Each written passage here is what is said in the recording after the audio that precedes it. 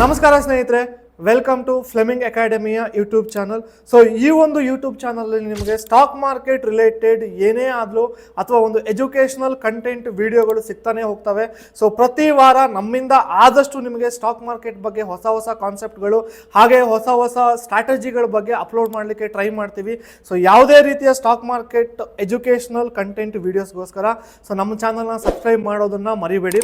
So ಇವತ್ತಿನ ಒಂದು biggest market crash ಅಂತ ಹೇಳಿದ್ರೆ ಅಪ್ಕಮಿಂಗ್ 2025 ಅಲ್ಲಿ ಒಂದು ಬಿಗ್ಗೆಸ್ಟ್ ಮಾರ್ಕೆಟ್ ಕ್ರ್ಯಾಶ್ ಬರುತ್ತೆ ಅಂತ ಹೇಳಿದ್ರೆ 2008ರಲ್ಲಿ ಏನೋ ಒಂದು ಮಾರ್ಕೆಟ್ ಕ್ರ್ಯಾಶ್ ಬಂದಿತ್ತು ಅದಕ್ಕಿಂತ ದೊಡ್ಡದಾಗಿ ಒಂದು ಮಾರ್ಕೆಟ್ ಕ್ರ್ಯಾಶ್ ಬರುತ್ತೆ. ಒಂದು ಬಬಲ್ ಕ್ರಿಯೇಟ್ ಆಗಿದೆ, ಆ ಬಬಲ್ ಬರ್ಸ್ಟ್ ಆಗುತ್ತೆ ಅಂತ ಹೇಳಿ ಕೆಲವು ಎಕನಾಮಿಸ್ಟ್ಗಳು ಪ್ರೆಡಿಕ್ಟ್ ಮಾಡ್ತಾ ಇದ್ದಾರೆ. ಸೊ ಈ ಸಲ ಯಾರು ಪ್ರೆಡಿಕ್ಟ್ ಮಾಡಿದ್ದಾರೆ, ಅವರ ಹಿನ್ನೆಲೆ ಏನು, ಅವರು ಇದಕ್ಕೆ ಮೊದಲು ಪ್ರೆಡಿಕ್ಟ್ ಮಾಡಿದಾಗ ಮಾರ್ಕೆಟ್ ಏನಾಗಿತ್ತು ಅನ್ನೋದನ್ನ ತಿಳ್ಕೊಳ್ಳೋಣ ಬನ್ನಿ.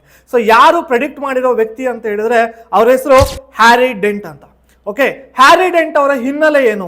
ಸೊ ಇವರು 1989 ಒಂದು ಜಪಾನಲ್ಲಿ ಅಸೆಟ್ ಪ್ರೈಸ್ ಬಬಲ್ ಅಂತ ಅದನ್ನ ಪ್ರೆಡಿಕ್ಟ್ ಮಾಡಿರ್ತಾರೆ.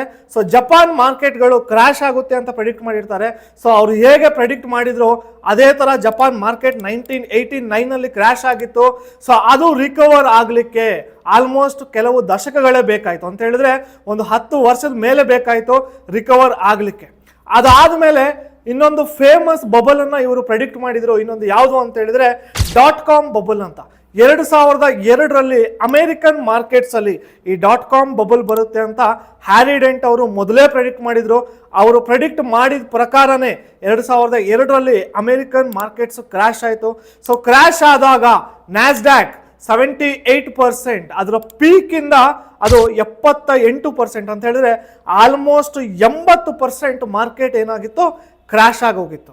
ಸೊ ಇವಾಗ ಹ್ಯಾರಿ ಡೆಂಟ್ ಏನು ಹೇಳ್ತಾ ಇದ್ದಾರೆ ಅಂತ ಹೇಳಿದ್ರೆ ಇವಾಗ ಅವರ ಪ್ರಕಾರ ಇವಾಗ ಮಾರ್ಕೆಟ್ ಏನು ಒಂದು ಈ ಬುಲ್ ರ್ಯಾಲಿ ಕೊಡ್ತಾ ಇದೆ ಇದು ಇಟ್ಸ್ ಅ ಫೇಕ್ ರ್ಯಾಲಿ ಅಂತ ಅವರು ಹೇಳ್ತಾ ಇದ್ದಾರೆ.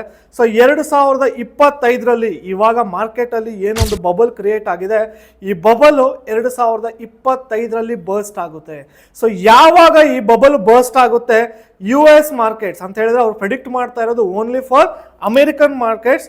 ಸೊ ಅಮೆರಿಕನ್ ಮಾರ್ಕೆಟ್ಸು 2008ರಲ್ಲಿ ಏನು ಕ್ರ್ಯಾಶ್ ಆಗಿತ್ತು ಆ ಕ್ರ್ಯಾಶ್ಗಿಂತ ಇನ್ನೊಂದು ದೊಡ್ಡ ಕ್ರ್ಯಾಶ್ ಅನ್ನ ಕಾಣಬಹುದು ಅಂತ ಹ್ಯಾರಿ ಡೆಂಟ್ ಅವರು ಪ್ರೆಡಿಕ್ಟ್ ಮಾಡ್ತಾ ಇದ್ದಾರೆ. ಸೊ ಅವರ ಪ್ರೆಡಿಕ್ಷನ್ ಪ್ರಕಾರ US ಮಾರ್ಕೆಟ್ಸು ಯಾವ ರೀತಿ ಕ್ರ್ಯಾಶ್ ಆಗ್ಬೋದು ಬನ್ನಿ ನೋಡೋಣ. ಸೊ S&P 500 ಈ ಒಂದು ಇಂಡೆಕ್ಸ್, ಇವಾಗ ನಮ್ಮಲ್ಲಿ ಸೆನ್ಸೆಕ್ಸ್ ಹೇಗಿದೆ ಅದೇ ಥರ US ಮಾರ್ಕೆಟ್ಸಲ್ಲಿ S&P 500 ಅಂತ ಹೇಳ್ತೀವಿ. ಈ ಒಂದು ಇಂಡೆಕ್ಸ್ ನಿಯರ್ಲಿ 86% ಕ್ರ್ಯಾಶ್ ಆಗ್ಬೋದು ಅಂತ ಹ್ಯಾರಿ ಡೆಂಟ್ ಅವ್ರು ಹೇಳ್ತಾ ಇದ್ದಾರೆ. ಹಾಗೆ ಇನ್ನೊಂದು ಇಂಡೆಕ್ಸ್ ನ್ಯಾಸ್ಡ್ಯಾಕ್, ಇದು 92% ಕ್ರ್ಯಾಶ್ ಆಗ್ಬೋದು ಅಂತ ಹ್ಯಾರಿ ಡೆಂಟ್ ಅವರು ಹೇಳ್ತಾ ಇದ್ದಾರೆ. ಹಾಗೆ ಇನ್ನೊಂದು ಮೇಜರ್ ಕಂಪನಿ ಎನ್ವಿಡಿಯಾ ಅಂತ, ಇವಾಗ ಒಂದು ಟ್ರೆಂಡಿಂಗ್ ಅಲ್ಲಿರೋ US ಮಾರ್ಕೆಟ್ ಅಲ್ಲಿ ತುಂಬಾ ಟ್ರೆಂಡಿಂಗ್ ಅಲ್ಲಿರೋ ಸ್ಟಾಕು, AI ಬೇಸ್ಡ್ ಒಂದು ಕಂಪನಿ. ಈ ಒಂದು ಸ್ಟಾಕು 98% ಕ್ರ್ಯಾಶ್ ಆಗಬಹುದು ಅಂತ ಹೇಳಿದ್ರೆ ಹ್ಯಾರಿ ಡೆಂಟ್ ಅವರು ಇದನ್ನ ಪ್ರೆಡಿಕ್ಟ್ ಮಾಡ್ತಾ ಇರೋದು only for American markets. But American markets ಅನ್ನೋದು ಗ್ಲೋಬಲ್ ಮಾರ್ಕೆಟ್ಸ್ಗೆ ಒಂದು ಇಂಜಿನ್ ಇದ್ದಂಗೆ. ಸೊ ಅಮೆರಿಕನ್ ಮಾರ್ಕೆಟ್ಸಲ್ಲಿ ಏನೇ ಆದರೂ ಕೂಡ ಅದು ಪ್ರಪಂಚದ ಎಲ್ಲ ಮಾರ್ಕೆಟ್ಗಳ ಮೇಲೆ ಪರಿಣಾಮ ಬಿದ್ದೇ ಬೀಳುತ್ತೆ. ಸೊ ನಮ್ಮ ಇಂಡಿಯನ್ ಮಾರ್ಕೆಟ್ಸ್ ಕೂಡ ಕ್ರ್ಯಾಶ್ ಆಗ್ಬೋದು. ಸೊ ಇದು ಯಾವುದೇ ರೀತಿಯ ನನ್ನ ವೈಯಕ್ತಿಕ ಅಭಿಪ್ರಾಯ ಅಲ್ಲ, ಇದು ಹ್ಯಾರಿ ಡೆಂಟ್ ಅವರ ಏನಿದೆ ರಿಪೋರ್ಟ್ ಇದೆ ಅದನ್ನು ನಾನು ಹೇಳ್ತಾ ಇದ್ದೀನಿ. ಸೊ ನಮ್ಮ ಯಾವುದೇ ರೀತಿಯ ವೈಯಕ್ತಿಕ ಅಭಿಪ್ರಾಯ ಅಲ್ಲ ಇದು.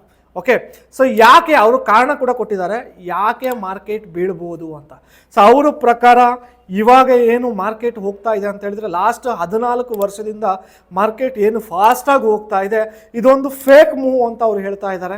ಹಾಗೆ ಇನ್ನೊಂದು ರೀಸನ್ ಅವ್ರು ಏನು ಕೊಡ್ತಾ ಇದ್ದಾರೆ ಅಂತ ಹೇಳಿದ್ರೆ ಹೌಸಿಂಗ್ ಮಾರ್ಕೆಟ್. ಸೊ 2008ರಲ್ಲಿ ಕೂಡ ಮಾರ್ಕೆಟ್ ಕ್ರ್ಯಾಶ್ ಆಗಲಿಕ್ಕೆ ಹೌಸಿಂಗ್ ಮಾರ್ಕೆಟ್ ಕಾರಣವಾಗಿತ್ತು. ಸೊ 2025ರಲ್ಲೂ ಕೂಡ ಮಾರ್ಕೆಟ್ ಕ್ರ್ಯಾಶ್ ಆಗಲಿಕ್ಕೆ ಹೌಸಿಂಗ್ ಮಾರ್ಕೆಟ್ ಮತ್ತೆ ಕಾರಣವಾಗುತ್ತಾ, ನಿಜವಾಗ್ಲೂ ಮಾರ್ಕೆಟ್ ಬೀಳುತ್ತಾ ಇಲ್ವಾ ಅದು ನಮ್ಗೆ ಇವಾಗಲೇ ಗೊತ್ತಾಗಲ್ಲ. ಸೊ ಸದ್ಯದ ಮಟ್ಟಿಗೆ markets are looking safer. So ಇನ್ನೊಂದು 2025 ಬಂದಾಗ ಮಾರ್ಕೆಟ್ ಕ್ರ್ಯಾಶ್ ಆಗುತ್ತಾ ಇಲ್ವಾ ಅನ್ನೋದನ್ನು ನಾವು ಕಾದು ನೋಡಬೇಕು. ಬಟ್ ಏನೇ ಆಗಲಿ ಸ್ನೇಹಿತರೆ, ಮಾರ್ಕೆಟ್ ಕ್ರ್ಯಾಶ್ ಆದರೂ ಅಥವಾ ಆಗದೇ ಇದ್ದರೂ ಆಲ್ವೇಸ್ ಏನು ಮಾರ್ಕೆಟ್ಸ್ಗೆ ಸಾವಿಲ್ಲ. ಸೊ ಬಿದ್ದು 1 ವರ್ಷ ಅಥವಾ 2 ವರ್ಷ ಅಥವಾ 10 ವರ್ಷ ಆದಮೇಲಾದರೂ ಮಾರ್ಕೆಟ್ ಮತ್ತೆ ರಿಕವರ್ ಆಗಲೇಬೇಕು. ಸೊ ಆದ್ದರಿಂದ ಯಾರೂ ಭಯ ಪಡಬೇಡಿ. ಸೊ ಇದು ಆಗ್ಲೂಬೋದು ಅಥವಾ ಆಗದೇನೂ ಇರ್ಬೋದು, ಬಟ್ ಏನೇ ಆದರೂ ಸ್ಟೇ ವಿತ್ ಮಾರ್ಕೆಟ್. ಇದಿಷ್ಟು ಇವತ್ತಿನ ಬ್ರೇಕಿಂಗ್ ನ್ಯೂಸ್ ಸ್ನೇಹಿತರೆ. ಸೊ ಇದೇ ಥರದ ಇನ್ಫಾರ್ಮೇಟಿವ್ ವಿಡಿಯೋಸ್ಗೆ ನಮ್ಮ ಒಂದು ಚಾನಲ್ನ ಸಬ್ಸ್ಕ್ರೈಬ್ ಮಾಡಿ, ಹಾಗೆ ಲೈಕ್ ಮಾಡೋದು, ಕಮೆಂಟ್ ಮಾಡೋದು ಮತ್ತು ನಿಮ್ಮೊಂದು ಸ್ನೇಹಿತರ ಜೊತೆಗೆ ಶೇರ್ ಮಾಡೋದನ್ನು ಮರಿಬೇಡಿ. ಹಾಗೆ ಅದರ ಜೊತೆಗೆ ಬೆಲ್ ಐಕಾನ್ ಮೇಲೆ ಪ್ರೆಸ್ ಮಾಡೋದನ್ನು ಮರಿಬೇಡಿ. Thank you so much.